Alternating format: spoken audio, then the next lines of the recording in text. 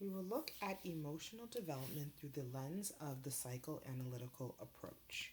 The psychoanalytical approach was the first to primarily speak about what happens in our unconscious mind and how our behaviors are examples of what might be going on in our minds.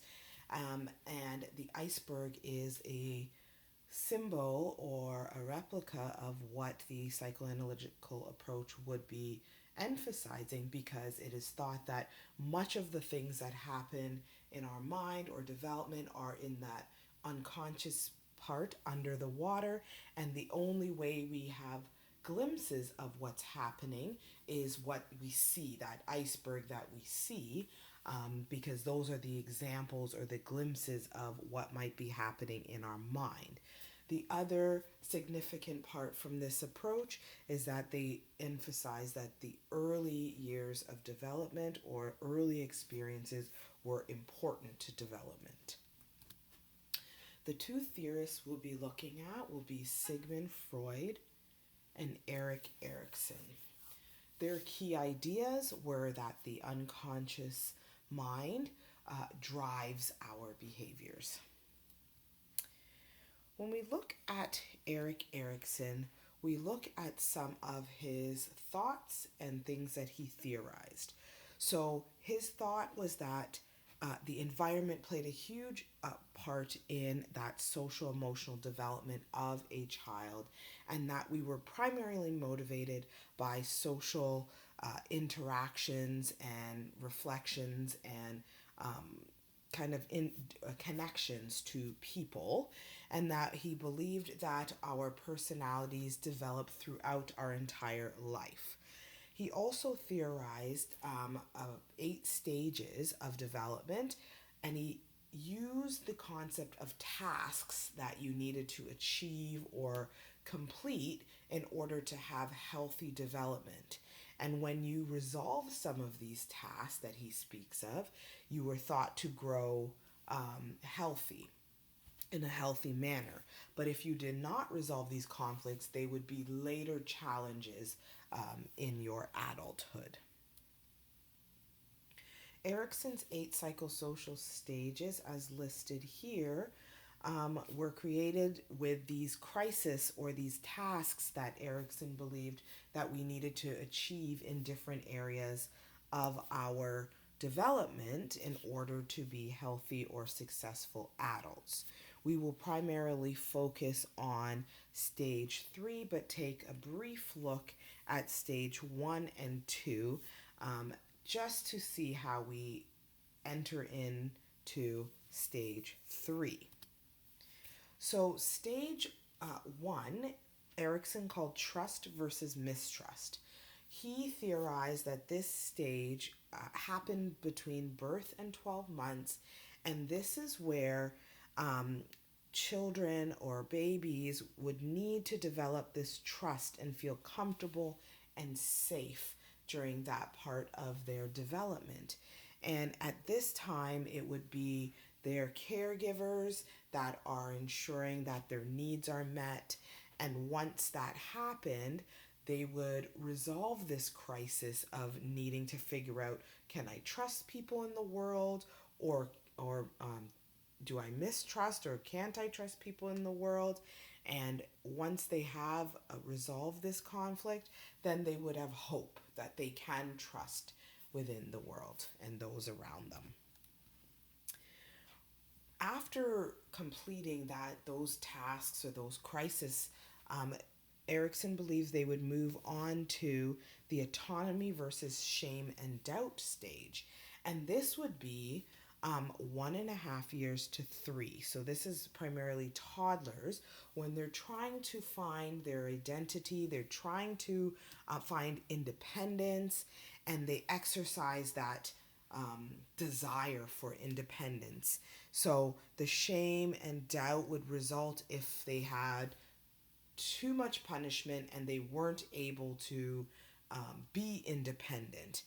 If they were able to be independent, then they would resolve this crisis autonomy versus shame and doubt, and they would develop will. So the will to be able to um, do what they need to do for themselves independently and being confident about that, rather than doubting themselves and restraining themselves and maybe holding back from doing new things or learning new things. When we get to initiative versus guilt, this is our 3 to 5 year olds. So that's our preschool, or that overlap that we have in Ontario would be our kindergarten group. And at this stage, the children are trying to find this sense of accomplishment, and that takes on more significance in this age. When If they don't find that initiative where they're, deciding to do things and feeling accomplished about the things that they're deciding to do, they will develop, in Erikson's theory, this guilt when they don't accomplish tasks that they get to choose. So that's kind of like self-directed work and things of that nature. And if they do have accomplishments and are able to achieve those accomplishments from things that they have chosen with their own initiative, they will find purpose. They will feel a sense of a purpose. So in some curriculum or philosophies, children get that sense of autonomy, initiative, when they are able to plan and do different things throughout their learning environment. So that's self-directed or child-directed learning.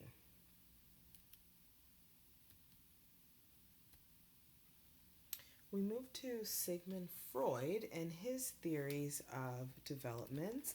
His thought was that our development is primarily unconscious.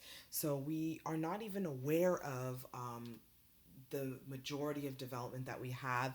And his analysis were of symbols, as I mentioned before, of our behavior.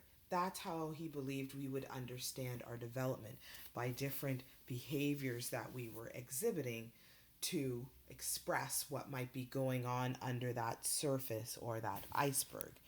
Um, he really believed that development could be explained in terms of intrinsic or unconscious drives and motivations. So he talked about three main points, but we will focus on two of them: the personality theory and defense mechanisms.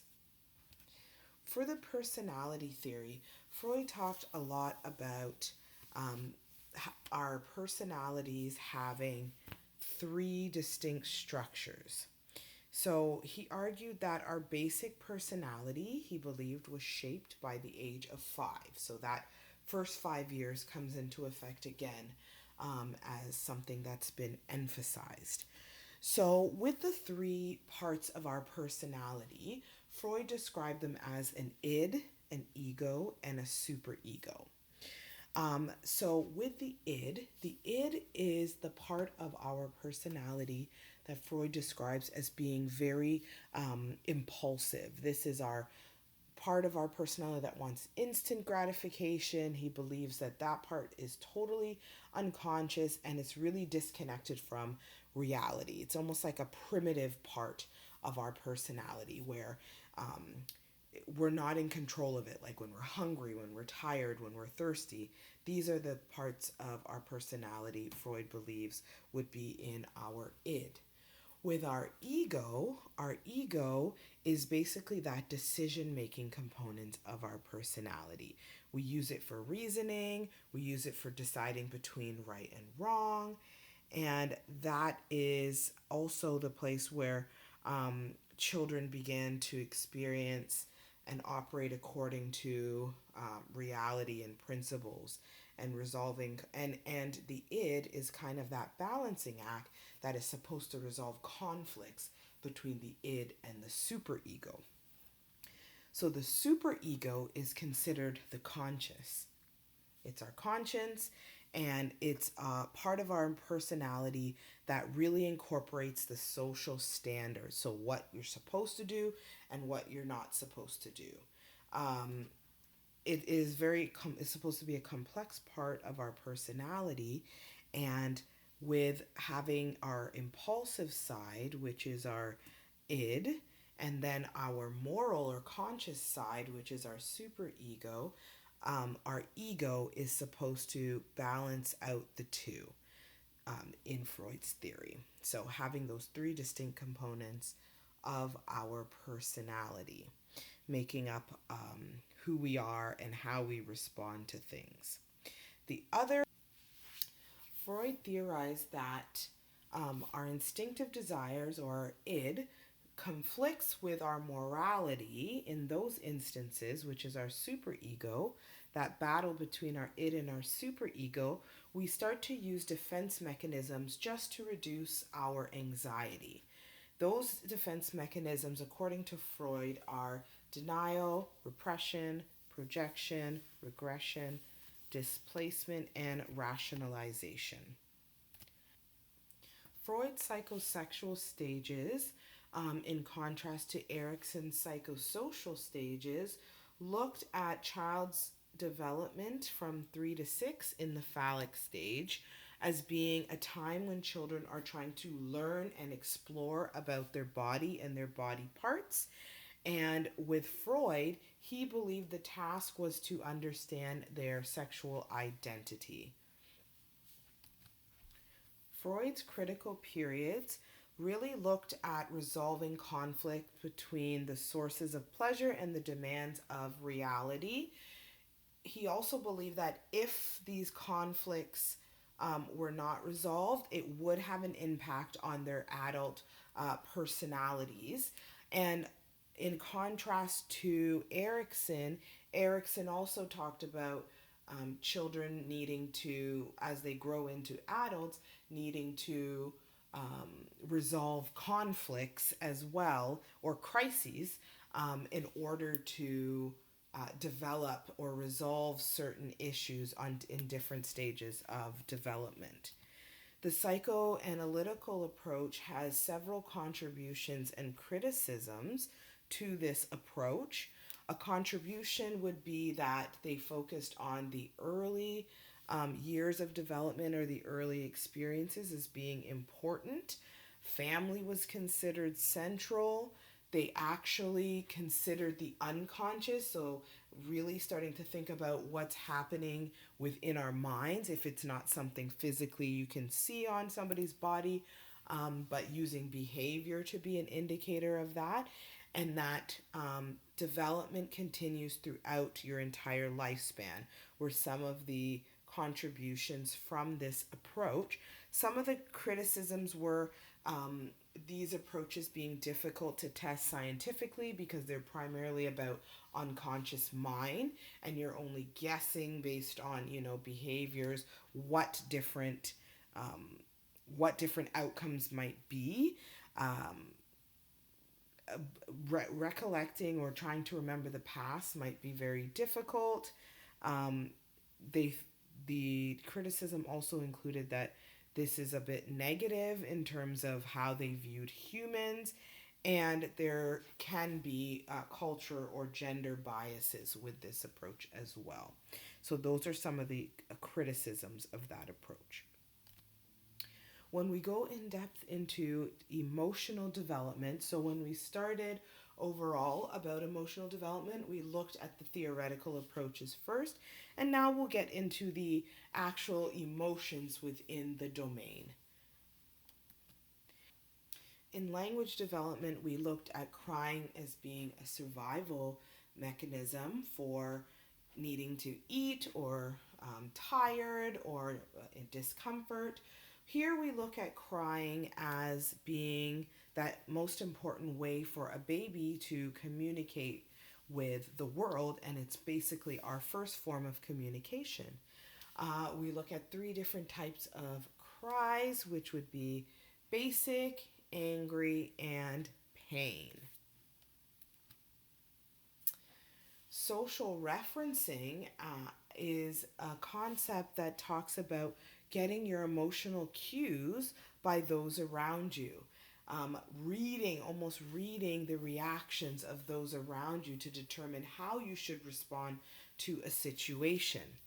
Emotional regulation is basically being able to calm yourself or arouse yourself to adapt to the environment around you, and very much be able to fluctuate between your alertness.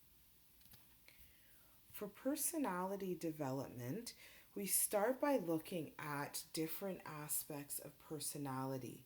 We have three main ideas, which is trust, the developing sense of self, and independence. For independence, we have where the theories or the theorists Erikson and Mahler look at independence as being important in the second year of life, which we did look at, and that, you know, children go through different separation where they feel like they are one with their caregiver or their parent, and then realize that they're separate from their mother or separate from individuals, and then they begin to evolve and start to develop that sense of self. Um, when babies are growing and we come into our toddlers and preschoolers, they often are trying to find that sense of self in order to determine who they are, recognizing themselves in the mirror, or trying to really develop that sense of self and really develop their understanding that they are separate and they can make their own decisions from their mothers or their caregiver, and caregivers being mindful that they do need to set limits and boundaries for them as well. For temperament, there are major approaches that explain differences in behavior and emotional development, which would be our temperament. Individuals behave in different ways and styles with different emotional responses, and this is all biologically based and related to our temperament. People can know what they do, but they just don't know how they do it, because this is from our biological base forming our personality and really kind of developing or identifying who we are in different circumstances. So again, it brings us to that question: where does temperament come from? Is temperament really primarily biologically based, where it's only nature, or is it biologically based and has really strong connections to what happens in our environment? So, some of the influences of temperament are heredity, parental response, and culture.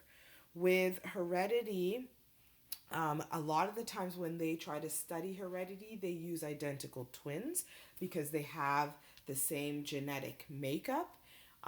So they try to determine, nature versus nurture questions in terms of temperament and heredity, based on two individuals who may act different, have different temperaments and characteristics, which we will look at, but have the same biological or genetic makeup. Um, Parental response is based on how the parent interacts with the child, and if the child changes how they act based on the parent's temperament or the parent's response to a certain scenario. Similar to the social referencing, if a child were to fall, much of the time the child will look around to their mother, parent, caregiver, whomever, before you know what type of cry they are going to have, right? So that's an example of that parental response. And then culture has an influence as well, because different cultures value different characteristics. So maybe your temperament is to be loud and talkative and things like that, but in your culture, it is better to be quiet or meek. That's valued in your culture. So maybe it would be a learned response that a child wouldn't be loud. Maybe they would be quiet and more meek in a culture that values that. For temperament characteristics, there are essentially 9 characteristics that were identified by Thomas and Chess. And they expressed these 9 characteristics as sensitivity, so how sensitive a child is to what's going on around them, activity level, how energetic they might be, intensity, how they may be emotionally, how intense they are, loud, dramatic, or are they quiet, approach and withdrawal. So, this is about the child's ability to their initial response to new settings. Are they more willing to like be outgoing, or are they more reserved when they're in a new environment?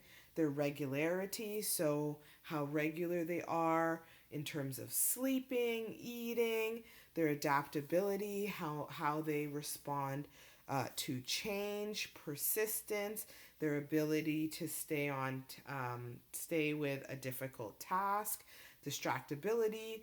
Are they easily distracted and taken away from a task that they are working on? And mood, how they are generally happy or unhappy, optimistic, those sort of things are part of the temperament characteristics.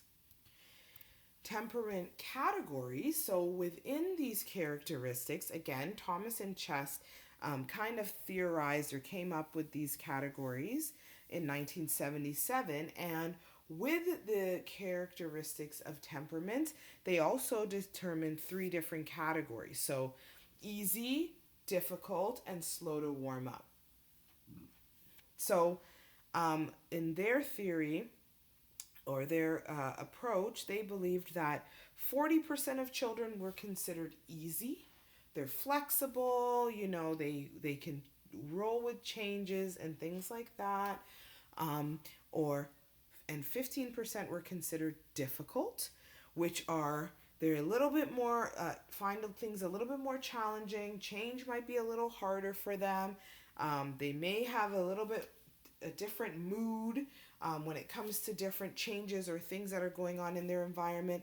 And that 10% were slow to warm up. So this is a little bit fearful, a little bit timid. They take their time. And in saying that, having easy, difficult, or slow to warm up categories for children, for their temperament, they were seen to be 35% of children that they just couldn't place into any one category. The other thing to remember is that your temperament, or being easy or difficult or slow to warm up, is on a continuum. So it's not good or bad to be easy or difficult or slow to warm up, but it is on a continuum.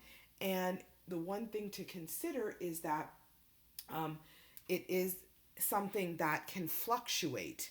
And it's something where you would need to consider the fact that, if a child is considered more difficult, they may need more support with a change. Or if they're considered to be slow to warm up, you may need to give them some time. So being on a continuum means it can move back and forth from easy to difficult. And that's where an educator would scaffold and adjust the way they support in maybe that zone of proximal development.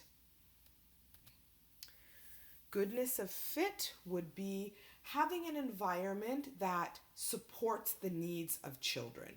And when you think of children's different temperaments, your environment would need to support those needs for that child in that environment. So a goodness of fit or a good environment for that child would be somewhere that they could thrive. Moral development.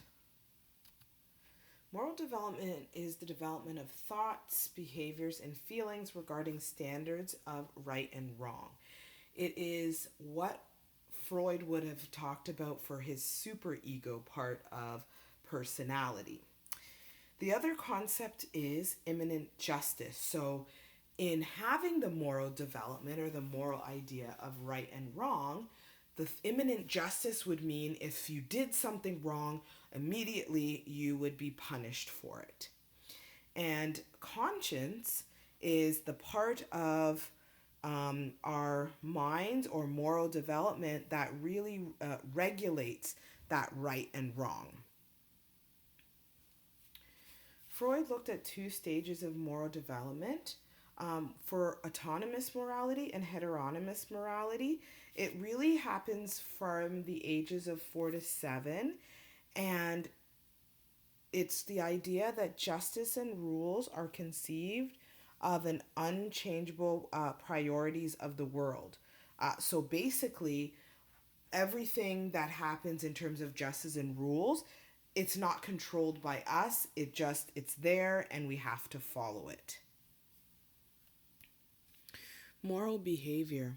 How a child will act in a situation is based on the reinforcement of punishment, or even imitation of what they've seen other people doing in certain situations. Moral behavior is very situational, and it really mimics what we talked about for B.F. Skinner's operant conditioning. So if a child's being rewarded for good behavior, they will repeat it. And if they're not, if there are some sort of punishment, they are more likely to stop behaviors. Moral feelings really look at feelings of anxiety or guilt, and that's around the account of moral development. This would come with what Freud was talking about, which would be those defense mechanisms to reduce or avoid punishment or reduce anxiety. It would be incorporating those defense mechanisms in order to really balance out that feeling of right and wrong, your id versus your super ego.